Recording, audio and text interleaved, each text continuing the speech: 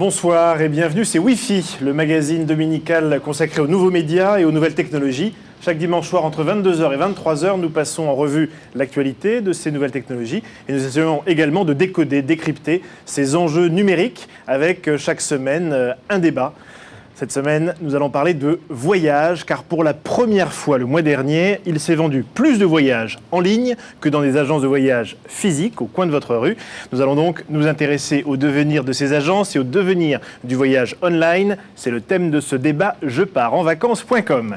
Et puis pour démarrer, un décryptage consacré au phishing ou hameçonnage, avec notre première invitée, Virginie Prat. Maître, bonsoir. Bonsoir. À vos côtés pour parler donc du voyage, Frédéric Vanout, bonsoir. Également à ses côtés, Sébastien Bouillet, vous êtes directeur multimédia de Nouvelles Frontières. Bonsoir. Et face à vous, deux directeurs marketing. L'un du Club Med, c'est Sébastien Olzanski, et l'autre d'Expedia, Éric Barillon. Bonsoir. Bonsoir. Sébastien Bouillet, Nouvelles Frontières a des agences physiques, a un site en ligne, ça a été compliqué. Et des call centers. Oui. Et des call centers, donc des centraux téléphoniques. Ça a été compliqué de lancer une activité Internet. Est-ce que vous avez entendu, comme souvent, oh là là, ça va flinguer les agences? Il y a évidemment en interne des problématiques à gérer, puisque les agences voient l'Internet comme un concurrent, les agences voient les call centers comme un concurrent. Le tout est d'avoir des stratégies les plus homogènes possibles. Nous souhaitons développer sur chacun de nos canaux nos valeurs ajoutées. On a des valeurs ajoutées dans les agences, on a des valeurs ajoutées sur Internet, on a des valeurs ajoutées sur les call centers. Et au client de faire son choix, au client de décider quel canal lui correspond le plus. Certains clients préfèrent aller en agence pour le côté humain, d'autres d'Internet parce que c'est plutôt le soir qu'ils vont réserver, et d'autres les call centers parce que c'est un côté pratique. Donc à nous de jouer la meilleure valeur ajoutée et d'être le plus expert possible dans chacun de nos canaux vis-à-vis de nos concurrents qui sont nos concurrents agences, nos concurrents Internet, nos concurrents call centers, et puis au client de faire son choix du canal qui lui correspond le plus. C'est plutôt européen ou Amadeus est américain, Galileo. Sabre et Galileo sont américains. Amadeus plutôt européen également. Oui, ok. Donc ça c'est, je dirais, les fauteuils disponibles dans tous les avions du monde pour toutes les destinations. Avec les prix surtout. Avec les prix. Voilà. Et face à ça, les grands acteurs économiques en ligne créent des bases de données avec des tarifs et des stocks et des inventaires sur des vols charter ou sur des vols qu'ils peuvent affréter eux-mêmes. Et puis, à côté de ça, de la technologie, beaucoup de technologie, pour aller chercher des contenus marchands qui vont venir enrichir l'offre de transport en temps réel.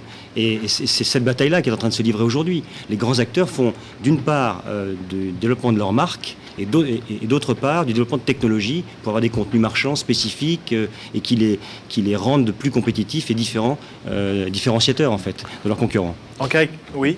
Mais tout ça, enfin quand même, l'agence de voyage sait le faire aussi. Donc c'est pas, c'est vrai qu'entre compétiteurs sur Internet, c'est une bataille de technologie, c'est une bataille de prix. Mais la valeur ajoutée de l'Internet est là, mais l'agence de voyage sait faire tout ça.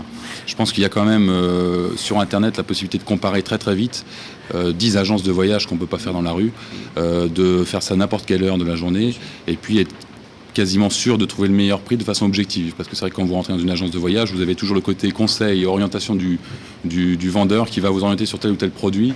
Sur Internet, il y a un côté plus objectif, où finalement c'est votre première démarche. Un mot sur Nouvelles Frontières. On se souvient, c'était il y a 2 ans, 3 ans que les enchères ont été lancées. 95. 95, oui, donc déjà 8 ans, 10 ans. Et c'est vrai qu'à l'époque, ça avait été quand même fait un grand bruit parce qu'on avait l'impression incroyable, le mardi, de pouvoir suivre en direct, en ligne, une vente aux enchères avec des niveaux de prix de départ extrêmement bas, il faut dire ce qui est, et les bonnes affaires à faire chaque semaine. On a l'impression que la vague est passée. Alors, ça existe toujours, on trouve ça sur le site, mais est-ce que finalement c'était une vraie bonne idée ou c'était surtout un coup marketing? La vague est passée, elle n'est pas vraiment passée puisqu'il y a des fidèles des enchères, donc c'est vrai on a moins communiqué sur les enchères les années précédentes parce que les enjeux d'Internet étaient au-delà. Il fallait d'abord être bon sur l'essentiel du business, à savoir vendre les séjours sur le bassin Méditerranée, vendre des vols correctement. Donc ça, c'était le premier enjeu. Et les enchères, du coup, ont été un peu oubliées. Mais en termes marketing, j'entends, Par contre, elle comporte son bassin de clients fidèles. Chaque semaine, c'est plus de 22 000 personnes qui se connectent sur les sessions enchères pour regarder les produits en vente. Ça représente 15% de notre chiffre d'affaires sur Internet, donc c'est quand même important. On a lancé les enchères à 1 euro il y a 3 mois, donc c'est des mises à prix à 1 euro. Et on a de plus en plus de produits disponibles sur le site. Est-ce qu'il y a des gens qui partent à 1 euro? Non, on n'a pas encore rencontré de gens qui partaient à 1 euro. Ou alors très très loin, dans un tout petit truc. C'est comme une salle des ventes. C'est-à-dire que quand vous avez une mise à prix d'une Ferrari à 1 euro, évidemment, tout le monde enchérit. C'est suspect. Donc c'est des produits sur lesquels les prix grimpent rapidement. Et puis vous avez des produits, et là vous parliez de bonnes affaires, et c'est là que c'est intéressant. Vous avez des produits un peu moins sollicités, un peu moins convoités, sur lesquels certaines personnes vont jouer, avec peu de monde dans la salle de vente. On appelle ça salle de vente sur le site. Et puis finalement, vous avez des gens qui partent à 75% de réduction par rapport au prix de vente. Et ce sont des produits, nous on peut faire ça, parce que ce sont des produits qui sont pour lesquels on a acheté des places à l'avance, donc ce sont nos stocks, et on arrive à vendre à des prix vraiment très très bas. Le prix, vous le dites. Quel pourcentage de soucis comment La prévente, je veux dire qu'il y a une vingtaine de personnes, une équipe d'une vingtaine de personnes sur le service après-vente, sur les 150 qui sont Kedgemap à Paris. En pourcentage, c'est ça la question? Oui, en pourcentage. En pourcentage, c'est moins de 20% aujourd'hui sur le net.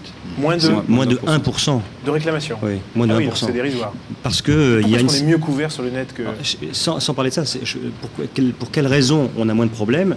C'est parce qu'il y a une sélection de produits, de fournisseurs qui est assez fine finalement. Vous voulez dire que l'ordinateur d'un site est plus pertinent? C'est pas l'ordinateur qui sélectionne. C'est pas l'ordinateur, c'est très important. C'est les offres que vous avez en ligne ont été, il y a des directeurs d'achat par produit, des chefs de produits qui vont les sélectionner et les mettre à disposition des différents sites du groupe. Je pense que le taux de litige. Il y a les agences physiques. C'est vrai qu'on a il y a des frontières online. Compliqué la soirée. Expedia a aussi des stratégies offline, il me semble. En tout cas, dans tout le monde en a. Je pense que les produits dans les agences ou les produits sur Internet ne sont pas forcément différents. On va retrouver peut-être dans les agences des gens, Madame Michu, je trouve le terme pas très bien adapté, parce que ce sont en général des gens qui connaissent très très bien les destinations, qui ont ce qu'on appelle des éductours, donc ils sont allés sur les destinations pour aller voir les voyages, ils savent de quoi ils parlent. Je pense que le gros avantage d'Internet, pour éviter de parler de Madame Michu ou bien de différence de qualité de produit, parce que je pense pas qu'il y ait une vraie différence, ni en termes de prix, parce qu'aujourd'hui les agences, celles qui ont su s'adapter, arrivent à avoir des politiques tarifaires quasiment identiques, en tout cas c'est le cas chez nous, puisqu'on n'a pas de différence de prix entre Internet et le physique. C'est aussi la capacité de mettre à jour des prix en temps réel, c'est-à-dire qu'on parle de yield management, où en fait on a la possibilité de faire changer un prix 3 fois par jour. Et dans le business traditionnel d'agence, le remplissage par exemple d'un avion, voilà, ou d'un hôtel. Alors que dans une agence, sur du forfait, sur du billet d'avion, c'est moins vrai, mais sur des séjours, vous avez une brochure, un catalogue qui a été édité pour les 6 mois à venir, et puis le prix il est figé dans le catalogue. Alors vous avez évidemment des processus de promotion, mais c'est là où vous avez effectivement peut-être parfois où vous allez trouver un meilleur prix sur Internet, puisqu'il y a une réactivité plus constante. Mais en termes de qualité, je ne crois pas qu'il y ait de grandes différences. J'ai effectivement un gros trait caricaturé de l'agence physique, mais j'avais entendu que pour qu'un vol ou un voyage soit rentable pour une agence, il fallait qu'il y ait à peu près une trentaine d'euros de frais de dossier ou équivalent. C'est l'ECTA qui a déclaré ça. Oui. Il fallait 34 euros de frais de service. Pour vous confirmez? C'est les calculs qui ont été faits par les organismes européens. Ça dépend des prestations que vous vendez en fait, sur un vol obligatoirement, puisque sur un vol les agences de voyage ne sont pas rémunérées ou plus depuis quelque temps. Donc là, c'est le seul moyen de se rémunérer pour la vente d'un billet d'avion, c'est effectivement des frais de réservation ou des frais de dossier. Après, sur un séjour, par exemple, un séjour en République dominicaine, dans lequel est inclus un vol charter souvent, un transfert et un hôtel, on arrive encore à vivre sans frais de réservation. Beaucoup d'indépendants, mais là, soyons bien d'accord, c'est plus la commission Air France qui disparaît que le online qui plonge l'agence dans le rouge. C'est-à-dire que là, aujourd'hui, c'est vrai que les agences sont confrontées, les agences traditionnelles, principalement indépendantes, celles qui n'avaient pas les moyens d'aller sur Internet et d'investir en masse, parce qu'on parle d'investissement de plusieurs millions d'euros pour aller sur Internet aujourd'hui. Enfin, aujourd'hui, c'est même un peu tard mais l'Internet n'a pas forcément fait de bien aux indépendants. Et là, la commission zéro, c'est le coup de grâce. Le coup de grâce. Il y a beaucoup de sites qui sont d'ores et déjà adaptés pour cette population. Nouvelle Frontière, non. Nouvelle Frontière est le plus gros TO en France, et Nouvelle Frontière reste français. C'est-à-dire, nous, on vend à des clients français. Après, il y a le groupe TUI. Le groupe TUI, donc notre maison mère allemande, elle est présente à l'échelle européenne. Je n'ai pas connaissance pour l'instant, moi, de sites chinois. Il faudrait que j'aille en Chine. Et nous, aujourd'hui, on est effectivement implanté dans 40 pays dans le monde, donc forcément sur des pays asiatiques. Donc on vend déjà au Japon et en Corée, qui sont nos deux marchés phares, avec un taux de pénétration qui n'est pas celui de la France en Corée de 80%, d'accord, de la population. 80% de la population coréenne est connectée. Est connectée en haut débit. Donc ça facilite la vie. On peut imaginer facilement. 100% de Singapour. 100% de Singapour. Tout à fait. Messieurs, en tout cas, merci de votre présence ce soir. Maître Prat, merci. Je vous rappelle que la semaine prochaine, nous nous retrouverons pour parler de la radio numérique avec le devenir de la radio numérique, qu'il s'agisse de web radio, de podcasting ou encore de radio par satellite. Tout arrive avec des nouveaux formats, des nouveaux modes de consommation de la radio. C'est assez étonnant. On parlera de tout ça dans Wi-Fi la semaine prochaine. Merci. Dans un instant, TuiTui, le volatile qui ne part pas en vacances sur Internet. Et puis, direct matin. Pardon ? Oui, je n'ai pas entendu ce que me dit mon chef de plateau. Tout ça pour vous dire, encore 3 minutes ? Très bien. En direct matin, donc dès 7h du matin. Non, il n'y a pas de TuiTui, je crois. C'était ça l'info. Donc il n'y a pas de poulet. Désolé, il faudra attendre quelques jours. On se retrouve en tout cas, nous, dimanche prochain, entre 22h et 22h15. Et puis je vous le rappelle, donc l'info qui revient direct matin dès demain 7h. Bonne nuit avec les rediffs de la nuit. Et bon voyage. Bonnes vacances.